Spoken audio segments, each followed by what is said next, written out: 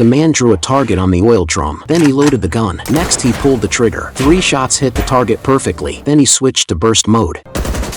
The gunfire quickly alerted the guards. He was arrested for breaking the rules, but he was not afraid. He even smiled instead. Seeing sand pour from the drum, he knew he had succeeded. This gun was the AK-47, but no one would believe. This genius designer hadn't even finished elementary school. When he grew up, he chose to join the army, but he saw many soldiers injured because their guns were poor quality, and he was one of them. So he decided to design a good gun. He first drew a gun blueprint, but because of injury, he couldn't operate the machines. However, luckily, many workers heard his idea and volunteered to help him. With the workers' help, the first AK was quickly built. Next came the testing phase. A worker aimed at an oil drum. The next second, the bullet pierced through the drum. Then the man switched to burst mode. The drum turned into a sieve. When the worker showed intact bullets, he knew he had succeeded. But to mass-produce the gun, he had to win a national contest, and the entry required a general's approval. The next day, the general tested the gun. Single and burst fire both impressed him. The man earned the general's support. He was very happy, but soon his smile disappeared. During the contest,